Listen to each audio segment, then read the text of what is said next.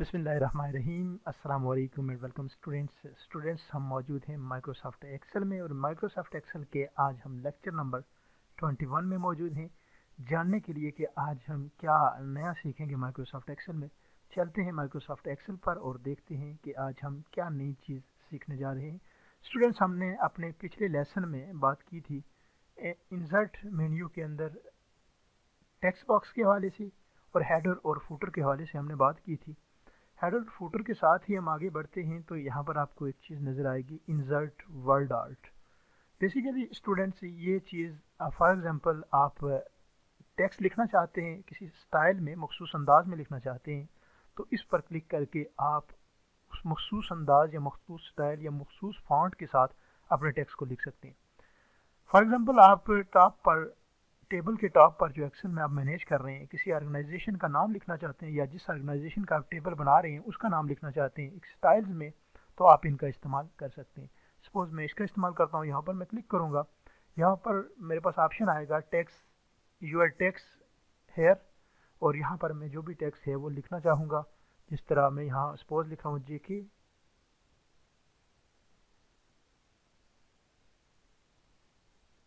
जेके academy, आपके पास text मौजूद है। अब इसको आप जहाँ चाहें वो रख सकते हैं। सपोज मैं इसे यहाँ रखना चाहता हूँ, मैं रख सकता हूँ। साथ अगर मैं इसका लोगो रखना चाहता हूँ तो उसका तरीका भी आपको पता है। यहाँ पर क्लिक करके इंसर्ट पर जाकर पिक्चर्स पर जाकर, जो पिछले लेसन में हमने कवर की थी, डेस्कटॉप पर जहाँ भी आपने पिक्चर रखी है इस तरह नेविगेट कर सकते हैं। यहाँ से ये लोगो पिक कर रहा हूँ और यहाँ पर मैं इसे साथ छोटा करके यहाँ पर लगा सकता हूँ। तो इस तरह स्टूडेंट्स आप वर्ड आर्ट का इस्तेमाल कर सकते हैं। इसको वर्ड आर्ट बोलते हैं। इसका मुख्तलिफ मकासद के लिए इस्तेमाल किया जा सकता है। इसका आप इस तरह इस्तेमाल कर सकते हैं। इसके फ़ौरन बाद अगर आप देखें तो सिग्नेचर लाइन है। ये एक सिंपल लाइन होती है जो किसी भी डॉक्यूमेंट्स के लास्ट पर सिग्नेचर के तौर पर ली जाती है। बिलफर्ज आप एक पूरी शीट बना रहे हैं और लास्ट पर किसी एमडी या आप किसी हायर अथॉरिटी से उसका सिग्नेचर करवाना चाहते हैं, तो उसके लिए बजाय इसके कि आप मैनुअल उसके लिए लिखें, आप यहाँ पर बाकायदा वो बना सकते हैं। सपोज में एक पूरी शीट है एक्सेल की, यहाँ पर मुझे सिग्नेचर चाहिए अपने हायर अथॉरिटी के जो एमडी हैं या चेयरमैन हैं जो भी, तो मैं एक सिग्नेचर लाइन यहाँ पर बाय डिफ़ॉल्ट बना देता हूँ। क्लिक करता हूँ, यहाँ पर उनकी डेजिग्नेशन लिखता हूँ, नाम लिखता हूँ, फॉर एग्जांपल ABC, कुछ भी नाम हो सकता है उनका, ये उनका नाम समझ लीजिए। यहाँ पर उनकी डेजिग्नेशन लिखता हूँ कि वो कौन है, साहिब मैनेजर हैं, एमडी हैं, कौन है, जो भी, मैं सपोज इसका एमडी लिख देता हूँ। और यहाँ पर ईमेल वगैरह भी लिख सकते हैं अगर लिखना चाहें। 12 इतना काफ़ी है। ओके किया तो आप देख सकते हैं, अगर मैं थोड़ा सा इसको स्क्रॉल करके दिखाऊँ आपको, तो यहाँ पर एक लाइन आ चुकी है जिसके नीचे उसका नाम लिखा हुआ है, उसकी डेजिग्नेशन लिखी हुई है, और ये पूरी एक लाइन है जहाँ पर वो सिग्नेचर और स्टैंप लगेगी, ये उसके लिए लाइन मौजूद है। तो इसको भी आप इस्तेमाल कर सकते हैं डॉक्यूमेंट्स में मुख्तलिफ मकासद की गर्ज से, जिस पर्पज़ के लिए यहाँ पर डिफ़ाइन है इसलिए भी, और भी अगर आपके माइंड में कोई और आइडिया है तो उस पर्पज़ के लिए भी आप इस्तेमाल कर सकते हैं।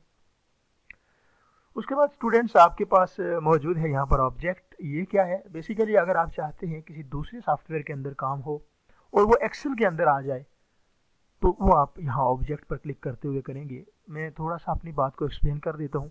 फॉर एग्जांपल मैं चाहता हूँ कि पेंट पर, जो बाय डिफ़ॉल्ट एक टूल होता है, मैं थोड़ा सा काम करूँ, कोई ड्राइंग वगैरह बनाऊँ और वो एक्सेल के इस जगह पर आ जाए, तो मैं अपना कर्सर यहाँ पर रखूँगा, ऑब्जेक्ट पर जाकर क्लिक करूँगा और यहाँ से जिस सॉफ्टवेयर पर मैं काम करना चाहता हूँ, मेरे पास जितने भी इंस्टॉल्ड सॉफ्टवेयर मौजूद होंगे वो यहाँ पर शो हो रहे होंगे। जिस तरह यहाँ पर कोरल ड्रा भी है, यहाँ पर बिटमैप, ये बाय डिफ़ॉल्ट होता है बिटमैप इमेज, इसको आप कह सकते हैं माइक्रोसॉफ्ट पेंट। मैं बाकी भी खोल सकता हूँ लेकिन वो थोड़ा टाइम लेंगे। मैं यहाँ से बिटमैप इमेज ही पेंट को ओपन करता हूँ, ओके करता हूँ। आप देखिएगा कि पेंट आपके सामने ओपन हो चुका है। अब यहाँ पर मैं एक छोटी सी ड्राइंग बनाऊंगा आपके सामने। मकसद ये है कि आपको दिखा सकूं कि ये ड्राइंग वहाँ पर किस तरह जाती है। सपोज मैं यहाँ से एक रेक्टेंगुलर ले रहा हूँ, ले ली। उसके बाद मैं इसके लिए ये कर लेता हूँ, एक छोटी सी ड्राइंग बना रहा हूँ, बच्चों वाली ड्राइंग है, और ये कर लिया। अब इसके लिए मैं पेंट पर काम कर रहा हूँ। होपफुली बेसिक आपने इतना देखा होगा, बेसिक बिल्कुल बेसिक होता है। पेंट से हम बेसिक के कोर्स का आगाज़ करते हैं माउस कंट्रोल पर्पज़ के लिए। यहाँ से मैं इस कलर को पिक कर रहा हूँ और यहाँ पर फिल कर देता हूँ, और इसके साथ मैं इसको यहाँ से ये कलर पिक करता हूँ, इसको यहाँ फिल कर देता हूँ। यहाँ पर एक अच्छा सा कलर फिल कर देते हैं यहाँ पर, और इस सॉफ्टवेयर को मैं क्लोज कर देता हूँ। आप देखें आपने ड्राइंग तो पेंट के अंदर बनाई थी, आपकी ड्राइंग एक्सेल के अंदर मौजूद है। तो ये काम होता है आपके बिटमैप का, कि किसी दूसरे सॉफ्टवेयर का काम आपके एक्सेल के अंदर ले आता है ये ऑब्जेक्ट। तो इसमें और भी किसी सॉफ्टवेयर के अंदर आप काम कर सकते हैं, फोटोशॉप है, कोरल ड्रा है, जितने सॉफ्टवेयर इंस्टॉल्ड होते हैं उनका काम यहाँ पर आप ला सकते हैं। ओके, होपफुली आपको यहाँ तक समझ आई होगी। आगे स्टूडेंट्स चलते हैं और नोटिफिकेशन आई थिंक नो कर देते हैं इसको। और ऑब्जेक्ट से अडोब फोटोशॉप पर क्लिक हो गया था गलती से, तो अडोब फोटोशॉप ओपन हो गया है। तो देख सकते हैं अडोब फोटोशॉप पर भी अगर काम करना चाहें तो देखिएगा, ये अगर ऑब्जेक्ट से हुआ है तो यहाँ से मैं फाइल को ओपन करता हूँ, यहाँ से कोई एक इमेज ओपन कर लेता हूँ। सपोज ये लोगो है एक, ये इसको ओपन करते हैं। ओके, और यहाँ पर ये क्योंकि हाई क्वालिटी लोगो है, यहाँ पर अब मैं अगर इसे क्लोज कर देता हूँ तो अगर ये यहाँ से गलती से ओपन हुआ तो ये फाइल यहाँ आ जानी चाहिए। और बिल्कुल ये फाइल आई है, क्योंकि यहाँ शो इसलिए नहीं हो रही है कि ये बहुत बड़ी फाइल है साइज वाइज भी, और कह सकते हैं उसके अलावा भी मेमोरी भी बहुत ज़्यादा फाइल ली थी, क्योंकि जब मैंने बनाई थी उसको, अगर इसको मैं डिलीट कर देता हूँ तो इस वजह से ये यहाँ पर शो नहीं हो पा रही।